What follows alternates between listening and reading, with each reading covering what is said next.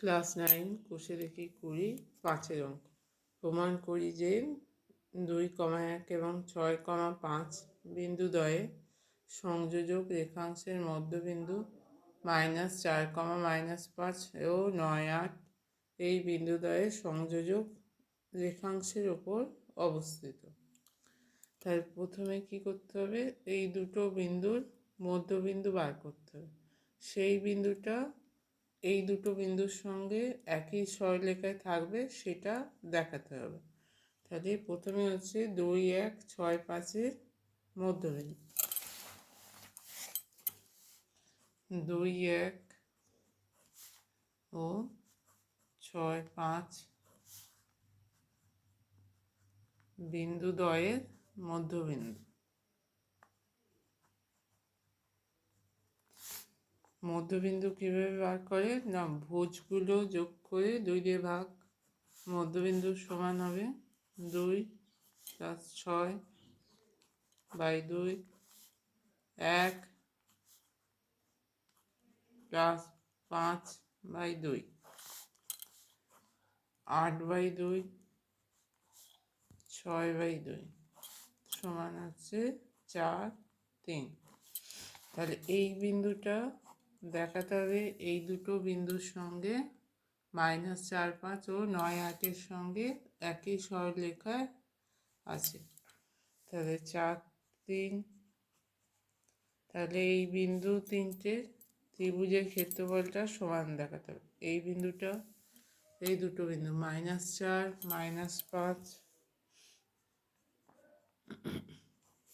ও 9, 8 এই বিন্দু তিনটি দ্বারা গঠিত ত্রিভুজের ক্ষেত্রফল। বিন্দু যদি শূন্য হয় তাহলে তিনটে বিন্দু একই সরলরেখায় আছে। ত্রিভুজের ক্ষেত্রফল সমান কি হবে, formula half x1, x2, x3, x1, x2, x3, 4 - 4 + 9। এবার x1 এর বেলায় y2 - y3, -5 -8, -5 -8। আচ্ছা, x2 এর বেলায় হচ্ছে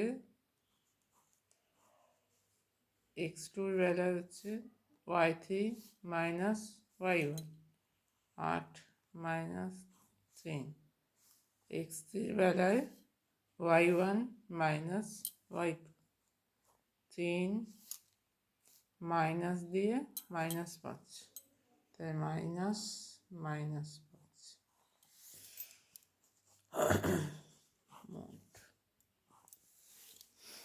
তাহলে 4 × -5 - 8 হচ্ছে -13, -4 8 - 3 হচ্ছে 5 +9, এটা হচ্ছে 3 + 5 8।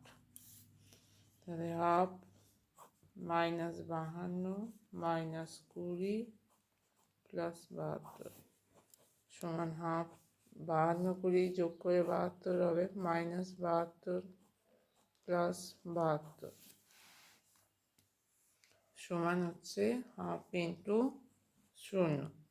তাহলে এদের তিনটে বিন্দু দ্বারা গঠিত ত্রিভুজের ক্ষেত্রফল কি হচ্ছে, 0 হচ্ছে।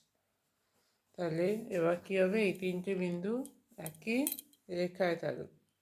অতএব 4, 3 -4 -5 3, 8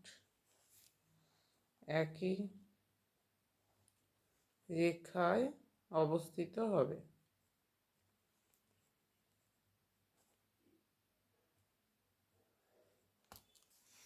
তাহলে এই তিনটে বিন্দু একই রেখায় অবস্থিত।